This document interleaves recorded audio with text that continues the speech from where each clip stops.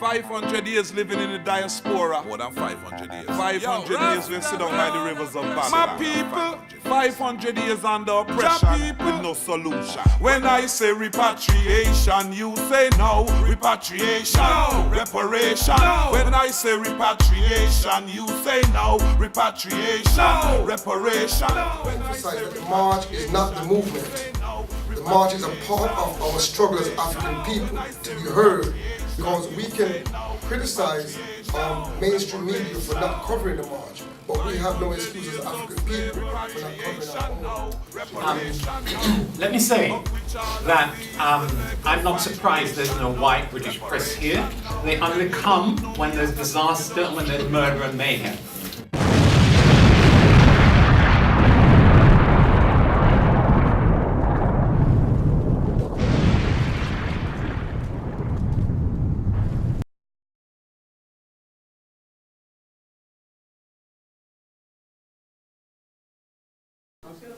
This is Naz Tyrone for Black Eyes TV7 here in Holborn at the Open Rooms, and today I'll be interviewing Benny Wenda, the world-renowned activist for Free West Papua, and I would like you to just tell us what today's event will be about, and if you just tell us what you're going to be doing. I think today is very important for me to join this, our brother and sister in here and this joint press conference. Particularly this event will be a press conference about marching 1st of August, and this is Reparations. It's very important for the black people struggle in the global, you know. That's why the West Papua in the Pacific and the African people. So for me to join this press conference is really an opportunity for me to express the people of West Papua that are fighting for their struggle for independence and from the colonialism, discrimination, racism. So this is a great chance for me to be part of this press conference. Okay, lovely. Could you tell us what is the struggle in West Papua at the moment? West Papua is fighting for the independence from the Indonesian colony. You know, West Papua is colonized by the Dutch, and then the second colonizer is the Indonesia. So there are black people, majority of black people are fighting. Nearly 50 years, nobody knows, but when I came to UK and then I met my brother and sister here, for example, Sister Juliet, she's now a working group, Accent working group. So then this is a message now spreading all around the world, even in the Caribbean and in Africa and all the Pacific and Europe. So I myself travel to Africa, Caribbean. Even nobody guide me, but I think that's because I want to gain the spirit of our brother and sister fight for this, free from the slavery, discrimination, racism. So now I'm coming back to UK to join this press conference. Very important for me. Now this was just a brief interview. We're going to be covering Benny Wenda for the rest of this event. If you don't know of him, look him up. He does great work. I myself have personally studied him. I'm not going to lie, I'm a fan. Benny, thank you for the interview, and we'll try and get to you later on, hopefully. Thank you very much. 500 years living in the diaspora. More than 500 years. 500 years we sit down by the rivers of Babylon. My people, 500 years under oppression with no solution. When I say repatriation, you say no. Which is greater than ourselves, as many names. Olodu Mare, Nkulukunkun, Kwame Blafoshe, Mungo Amara, Ashe. Give thanks and praises for the hands that prepared this press conference, and for those that's come to share with us words of encouragement and information to our people. May our people take in this information, may the ancestors be here and guide our words of spoken inspiration for our people and veneration for those that came before us, and the sole reason why we exist. Ashe, Ashe, Ashe, Ashe, Ashe, Ashe.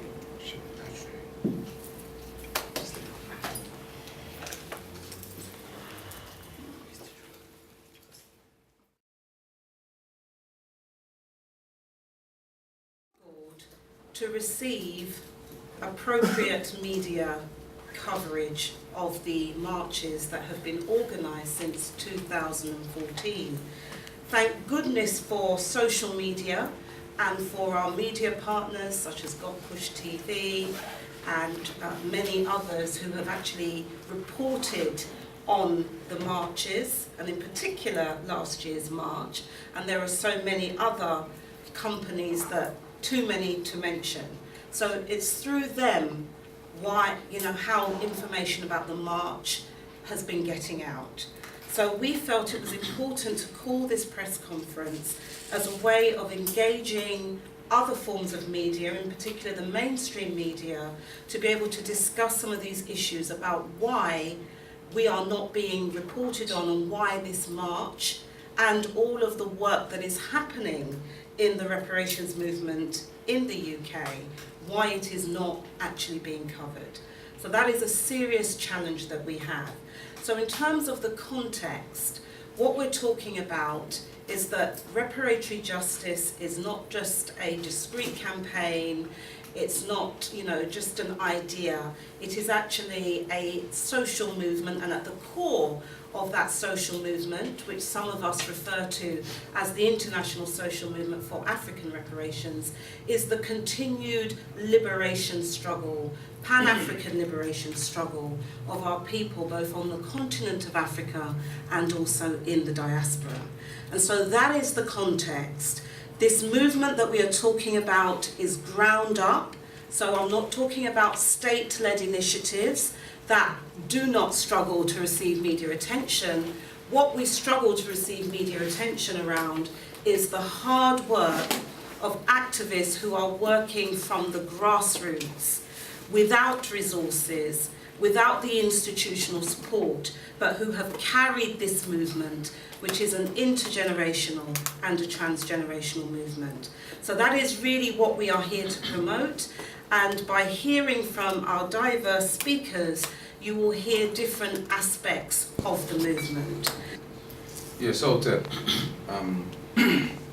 there's 5 points to the March Committee and the Reparations March. And first and foremost, what I'd like to do is thank those that instigated the march in 2014, because there's a history behind everything, and we have to give thanks and praises for those that initiated it and the work that some of us, some people have moved on to the ancestors since that time. And reparatory justice is something that you have to take. So make no beans about this, This is not going to the government begging them nothing. We're not begging them anything. We're making demands. You see, you have to have 100 years mentality in your head when you're dealing with reparations and reparatory justice.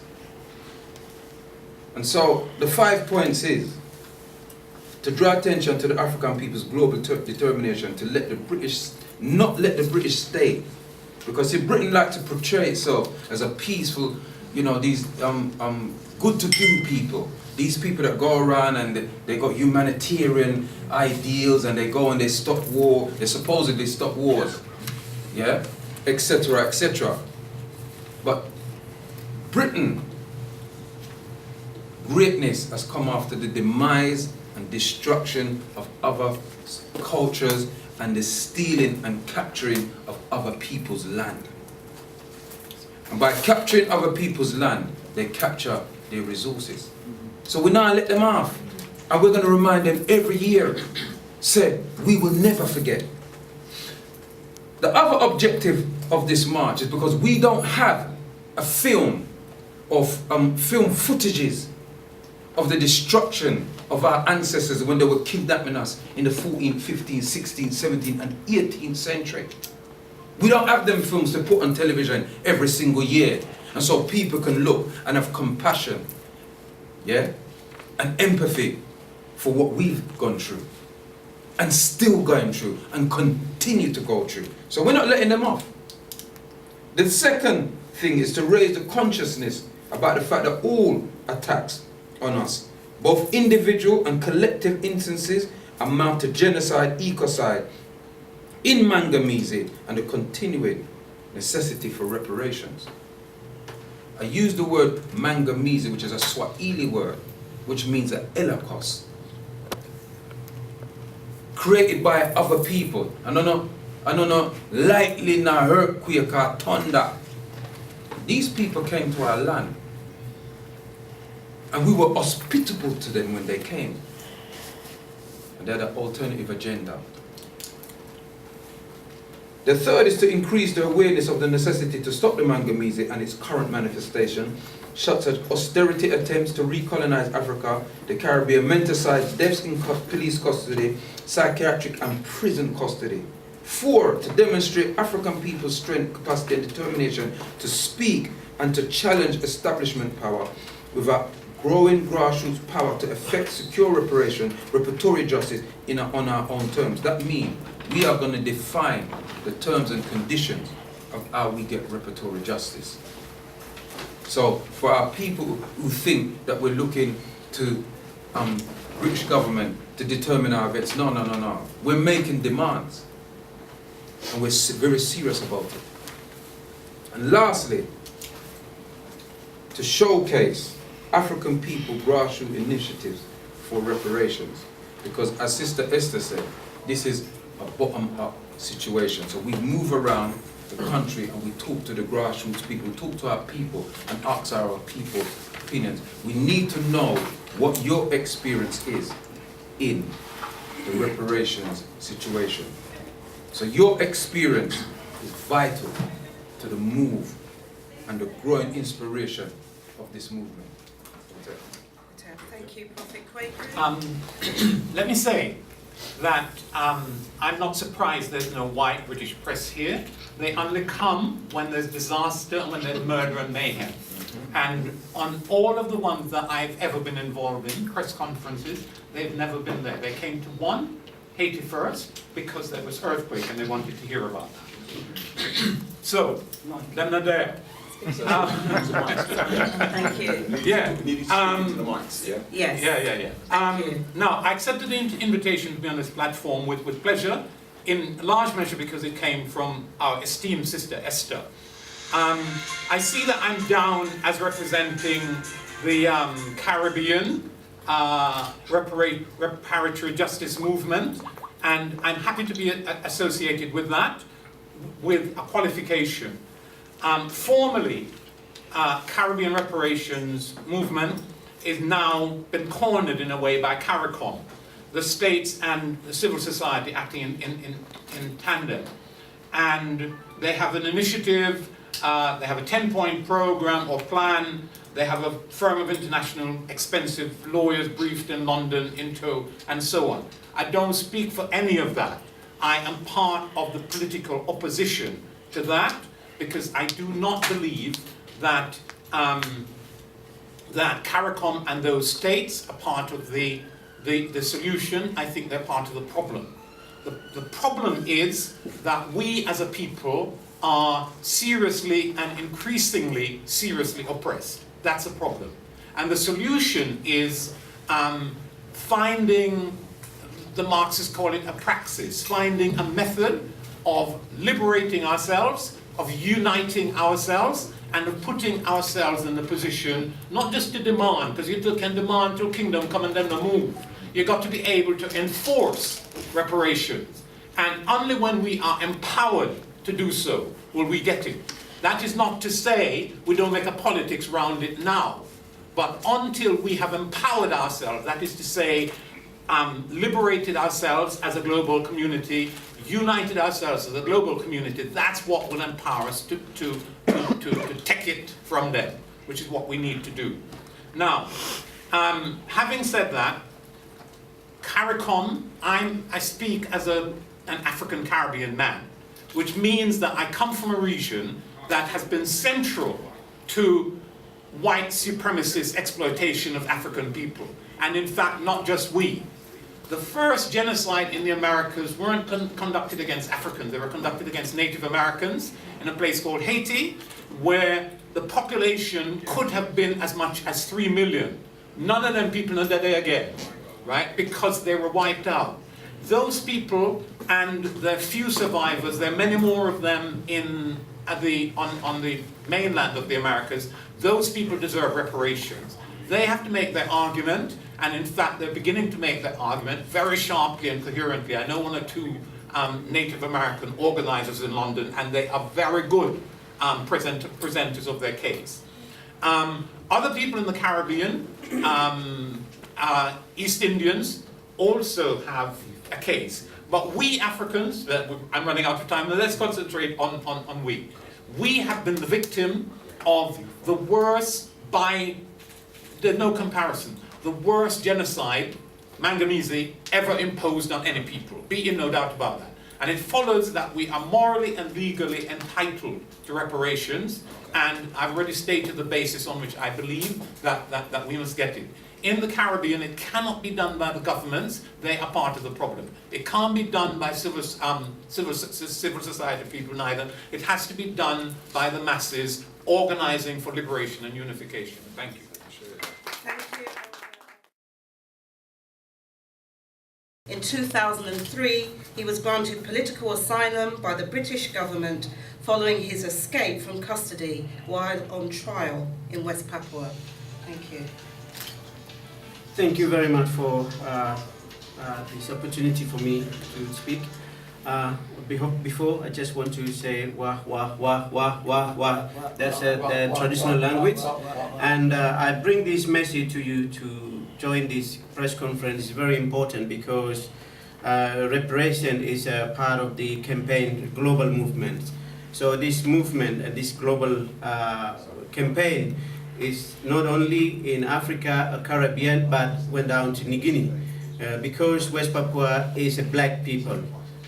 West Papua is an island of the New Guinea. The other people are fighting for the independence. Indonesia committed genocide. People talking about end of the slavery, colonialism, but West Papua still continue to fight for the justice and freedom. And in fact, that 500,000 men and women has been killed by Indonesian military. And this is the genocide, we call it genocide, the happening in right now in West Papua. West Papua are black people.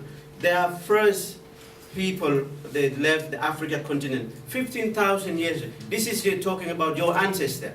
So now they are fighting the colonialism in West Papua. So I'm glad that reparation campaign bring West Papua on board. I think this is something that to join the common struggle, because West Papua, we don't have any media to expose what happening, what going on, because in fact that today some of the mainstream media not here. It's same thing what happened in West Papua. West Papua is isolated in this planet. 50 years people of West Papua fighting for the independence, but today I'm bringing the message to this platform to join hand in hand to liberate ourselves from the colonialism, imperialism, and global power. So I think we need to unite it, one spirit from the Caribbean, Africa to New Guinea, and in the Pacific. So I think this is one of the common struggle. And so we need to unite it. Thank you. Thank you.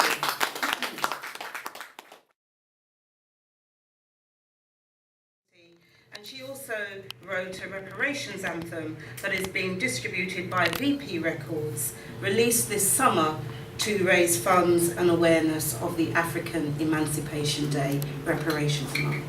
Thank you. Thank you. Thank you. I'd just like to say thank you to everybody for coming, firstly. Working Action Group has been working very heavily with regard to the African Emancipation Day Reparations March since Esther actually came and gave us a masterclass. And one of the things that I want to talk about is the educational aspect of the African, if you like, knowledge base of what is behind reparations and the Reparations March, and also the importance of sharing that information throughout outreach. So basically, the first pillar that we had and we learned from Esther was about the background, which I think everybody ought to learn and to understand. Getting involved with outreach, getting involved with volunteering, getting involved with participating in the march is crucial, and people power. The reason why we're sitting in this room today is because of people power, because people put their hands in their pockets in order to support a Just Giving campaign, and that Just Giving campaign was to widen the international awareness about the African Emancipation Reparations Day March. and I think that's really crucial. So I'd just like to say to everybody, it's about widening the information. So everybody that's capturing information today, it's really vital that we share it far and wide globally. And that's what I'd like to say. And also that education will be our emancipation, our true emancipation. So we must move forward with education and book these power classes through ESTA throughout the year so that we can keep learning to be experts, if you like, about reparations and reparatory justice, legal and political reform. And I just would like to say thank you to Esther for spearheading a lot of this and motivating us when she came to the Working Action Group meeting, because she inspired us. And so we'd like you to continue the inspirational work, and on behalf of Working Action Group, we applaud the whole of the committee. We'd just like to thank you for allowing us to be involved, and to say the outreach team is expanding and everybody can get involved. Thank you. Thank you. Sister Toya currently serves as Secretary of the African Emancipation Day Reparations March Committee and co-facilitates the youth wing of Momentum Black Connections. Toya is also one of the foot soldiers collecting signatures for the Stop the Mangamizi, We Charge Genocide Ecocide petition towards establishing an all-party parliamentary commission of inquiry for truth and reparatory justice. Greetings everyone. I'm going to be more speaking about the youth perspective and how past youth involvement has developed into present days. So as a young person of African descent in today's climate, not knowing who we are or where we're coming from, we know that something's not quite right. For example, we see the ignorance, we see the police brutality and other effects of the African Holocaust, the continuum of the African Holocaust, which is the Mangamizi. If you're aware of that term, you've probably heard it a few times. So it's up to us to confront our issues, and that's the stance I took. And after attending the march on the 2014, that ignited a fire in me, which led me to this space as I am now. So ultimately, the youth are the future, so it's paramount that we invest our teachings and our experience in them to guarantee concrete benefits and ensure an advancement in all aspects to sustain our communities globally and for our children yet to come. And this cannot be about individuals, but extending our side from the individual to community level, to regional, national and international scales. Creating what Malcolm X called a power base, reconnecting and repairing what was severed, reinstalling self-worth, value and equality and purpose for young people today. So this is an alarm. We see the ongoing protests and demonstrations that's now harnessing the youth today, like we see the Black Lives Matter protests. We saw the success of the Roads Must Fall in South Africa. We had the Oxford, Roads Must Fall Oxford, still fighting for Cecil Rhodes' statue to be held down. So there's a nice energy around the youth today. Doing nothing will result in insulting the sacred memories and resilience that our ancestors gave, their private sacrifices. And if it wasn't for the strength they endured, we would not be here today.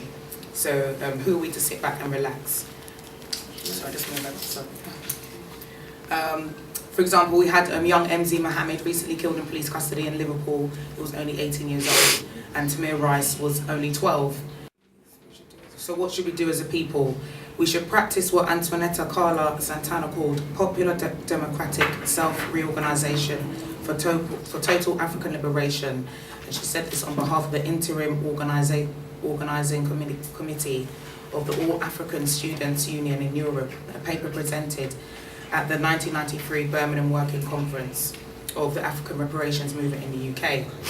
And she also says to enhance among the masses of Africans from the continent and diaspora clear self-awareness, deepening an understanding of their own situation, actively participating in working out effective solutions to the problems confronting African communities across the world, and create a new breed of progressive intelligentsia of African liberation and change. The same group, the All African Students Union in Europe back in 1933 proposed the following, which was creating a global program for African self-repairs designed for us, by us, which is what the March is doing and what I do a lot with the youth as well. Developing a curriculum of African infusion, universal truth and democratization of education and building an independent African educational primary and secondary school. So just to round up, sorry, time's running out. So what can African Emancipation Day Reparations March do for the youth? So it can plant seeds of advocacy, raise awareness, educate by highlighting contemporary effects of the Margamizi, implement long-term strategies that will lead to repair the mind of the youth, communities in our relationships, sovereignty, nationhood, self-governance and a right to autonomy, economic and resource control, intersectionality and even an African currency. Okay, thank you. Greetings. I greet you in the honorable spirit of our great and mighty African ancestors.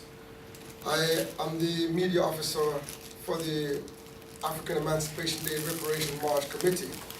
Part of my role is to provide practical resources and support for the outreach team that goes out every week in different parts of our community, across London, with, handing out petition, getting signature signed, and so all of the media activities, I'm pretty much giving my support on that, producing stuff for the media and for the team to carry out. Also working with local radio stations, always engaging in the constant discussion surrounding Reparation March, its validity, its importance, and working to always countering or providing a proper perspective about what the march is about. Because there is this narrative about the march that is in people's imagination, that is not in the reality and the remit of what the march purpose and aim is. And we have to emphasize that the march is not the movement. The march is a part of our struggle as African people to be heard. It's a part of our struggle to make demands for generations to come to take off where we left off. Okay, so that is one of my role, is to constantly engage in our community about what the march is about and our aim, and also to engage in fundraising, and also to engage in building support from the businesses in our community, the local media in our community, to get them on board to cover it, because we can criticize mainstream media for not covering the march, but we have no excuse as African people for not covering our own events. So I hold all our African media outlets, we have to hold them accountable to represent our people, because all our ancestors were in bondage. All our ancestors were done harm and inflict great atrocities. So it's up to us, it's our responsibility as our ancestors today to represent us. So I come with that practical support, the practical building on the ground, working with the grassroots to build support for the march. And that's the perspective that I'm on this table representing. Sure.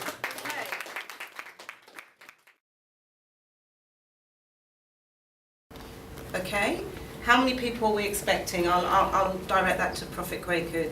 Well, there'll be millions of ancestors with us marching.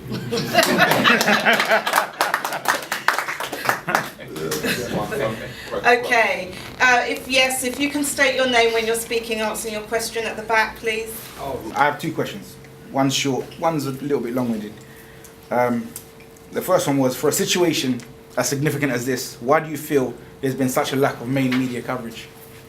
Okay, and that's the first one? That's the first. The second one is for West Papua, and I'm saying it in this particular way in order to add for the viewership some extra information. So the Dutch who colonized West Papua were strong-armed by the Kennedy administration to cede West Papua into Indonesian control around the 1950s in order to keep Indonesia on their side during the Cold War. Since the colonization included the invasion and subjugation of the indigenous peoples, under what legal precedent did America and the Dutch have in order to proceed with such an action? And what legal claim does Indonesia have in order to keep possession of West Papuan land and inhabitants, since a vote of integration under the Act of Free Choice was held at gunpoint? Go ahead.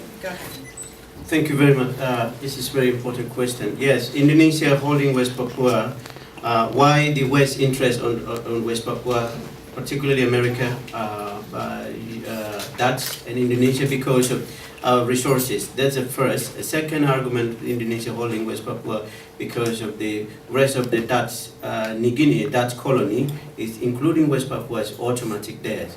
Then when the Dutch actually give the independence in 1960, and they formed the parliament, but the Indonesia claimed that this is our territory. And Indonesia played very clever game that if West did not give West Papua to us, we will join Cold War. And that's why it is one of the sacrifice, our right to self-determination by the big power. So first is they want our resources, because West Papua is in the world, the richest in the planet, in this Black People Islands, and this is the second biggest gold mine in the world, and owned by Freeport Rio Tinto, and also British. So this is from the Caribbean, Africa, went down to the Pacific. So that's they only interest our resources, not Black people like us. Okay, thank you. And the media question, Prophet Kwaku, why there's not more mainstream media attention? I'm going to flip the script. Because the mainstream media is here. Yeah, you are our mainstream. That's right. Yeah, you are our main supporters.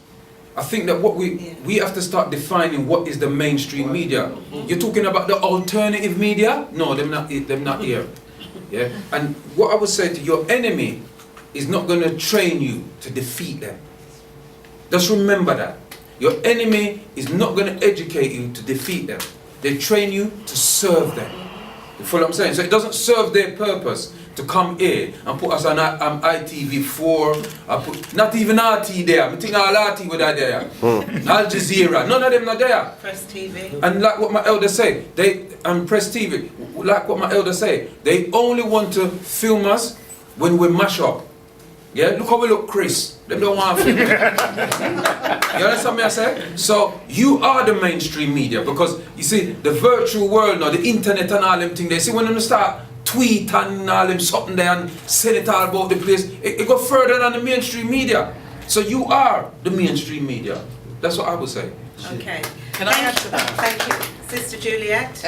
Sorry. Yesterday I personally went to Channel 4. I went to ITN personally and spoke to media planners and gave information and invited several people from Ron K. Phillips to Reggie Amal, spoke to Anthea Lee, also Valley Fontaine.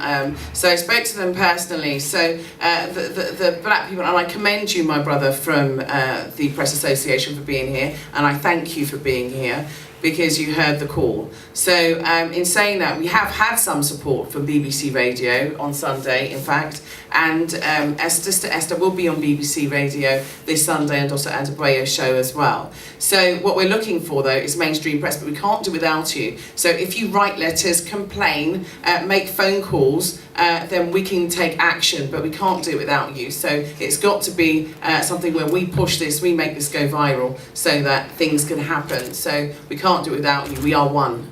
Thank you. Okay, any other questions?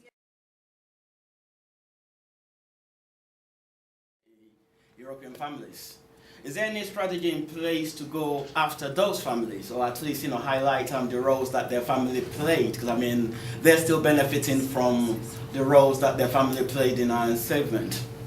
So okay, thank you. Okay, that's the first one. Go ahead. The second one is how do we popularize the whole idea of reparation and repatriation, especially with Africans in the Caribbean, Africans on the continent, because that the idea of what happened to us is still not the story that is well taught, amongst in our schools. Hence, that drive to get on board is quite slow. So what strategy is in place to make that happen?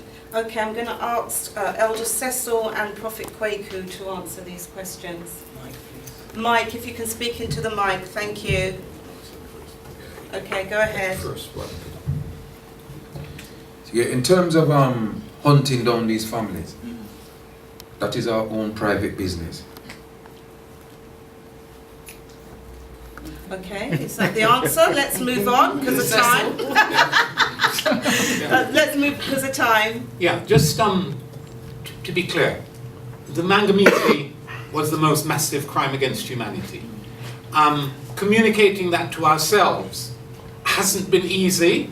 The books are there, the material is there, for example, there's a film, quite a good one, on how much is owed to us, you know, done by Professor Robert Beckford years ago. How many people have seen that? So there is work in an ongoing kind of a way for us to do. Some of it is being done in an ongoing kind of a way in the forums that we have out in the media. More stuff needs to go up on YouTube. We need to persuade more and more schools to do stuff that's relevant. One of the things that's happening now that will operate against us is that the way the education system is being reorganized, it's being reorganized to the right, it's being privatized, and whole heap of relevant information, especially relevant to us, is no longer in the curriculum and will increasingly be pushed out of the curriculum. So that's actually an issue for us, what's happening in the education system here. So it's an ongoing battle. We have tasks that we've maybe failed on, that we need to pick up on and perform better, and we have a battle with these people around the way they're reorganizing the education system and organizing knowledge about us and their own working class people out of the story of what is the nation. Okay, thank you. I just wanted to quickly add to your questions about the Caribbean and the Africans on the continent. Last year, there was 9 countries marching alongside with us. So that was Malawi, Zimbabwe, and Barbados as well, just to name a few. So, and West Papua as well. So it is spinning. We are making it international. Is it happening in Jamaica this year? Yes, it is. Yes, it is. And there will be a march in the US. There will also be a march in Ghana and other solidarity actions that are taking place. Final question, I'm afraid, because of time. Brother, if you... Yeah. I'm Onjo. I'm one of the outreach team workers.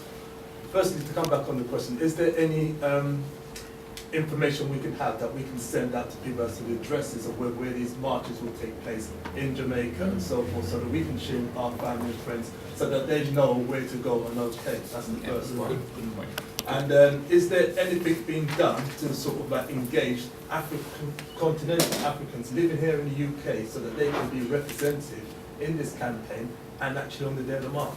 Absolutely. In terms of where we can get further, you can get further information if you visit the African Emancipation Day Reparations March Facebook page. You can also visit the Stop the Mangamizi website, www.stopthemangamizi.com. It will be in your packs, and there are many other places. So we'll be getting the information out. Do check with us, and plus we're doing mail outs as well because we've got lots of email addresses. On this point, I'd like to answer actually on what are we doing to engage Africans who come immediately from the continent. They are very much part of this movement. Right. The history of Britain has been quite unique in that the movement has always been Pan-African. So Africans from the continent are involved in the African Emancipation Day Reparations March Committee, and their ideas and their contributions actually inspire a lot of the work that we do. But more than that, we are working through different networks and organisations that are part of the march organising process to actually ensure that there is space, as there was last year, for African perspectives from the continent. So last year we had representatives from the economic freedom fighters of Oceania, the Biafra struggle, the Ngoni struggle, and many more. And this year we will also have similar struggles represented, including the Herero. Also, we have 9 organising blocks for the march, and one of those organising blocks is the Global African Family Block, which will have representatives of the movement outside of Europe, outside of the so-called Americas, and in fact representing our African family. Okay, so time is up now, so I'm going to give the final comment to Prophet Kwaku. Yeah, we are in constant communication with our brothers and sisters internationally and especially on the continent. So we're directly involved. But I want to send a message out to our people of the importance of why you should turn up to this march. Because we are living in the present. And in the present, we have certain privileges, certain autonomies that people made sacrifices so that we could have it. Look, we're in a pretty hotel. It is one time, but people made sacrifices so we could have those liberties today. Then people never have them liberties themselves. They made sacrifices. So I don't want to hear nobody tell me about them job, yeah, or anything like that. I know you have your bills for pay and all them something there. Do a sickie if need be, yeah. But the importance of this is to show the umoja, the unity that we could achieve if we but think similar. We don't have to think the same. We just need to think similar and recognize that it could be you that they kill. It could be you the police strangle. You could be Cynthia Jarrett. You could be Cherry Gross. You could be Sean Riggs. Yeah? You could be Mark Godagan. Them don't discriminate whether male or female that they assassinate. You could be those people. It could be you. Because the one thing that you cannot hide when you become a chairman of a big company or a director or one of these big conglomerate companies that you work for, you can't change. You'll be black tomorrow. You are black today, you're black when you're born, and you're going to be black when you're dead. Yeah? So you can't change your you. So as an African, it is your duty to carve out a future for your children there. I just want to thank the group of individual organizations that make up the African Emancipation Day Reparation March Committee. We've worked diligently over the year. From the second week after the march last year, we were working on it, meeting every single week for a year. It hasn't been easy. We haven't agreed on a lot of things. But I just want to thank those organizations. I want to thank PARCO. I want to thank ADE. I want to thank the Nyabinga Ada. I want to thank the Bobodem. I want to thank Waniam, yeah, and Nubia, and the John Lynch Education. I want to thank all these, and the 12 tribes as well. Because we've worked very, very hard to get here, and it ain't been easy. Thank you. Okay, thank you very much. Sorry, we didn't have to vacate the building. Thank you.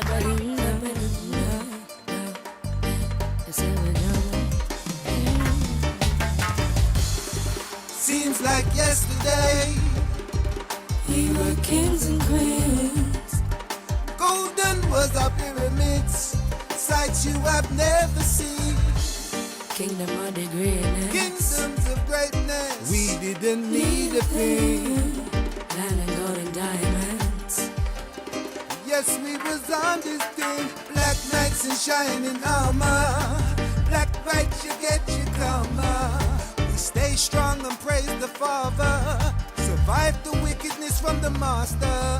Look how long my people been in sufferation. It's about time we got our reparation. Reparation, we want our reparation. Reparation, I'm singing for my nation. Look how long my people been in sufferation. It's about time we got our reparation. Reparation, we want our reparation. Reparation, I'm singing for my nation. I need the paper for the labor of my ancestors.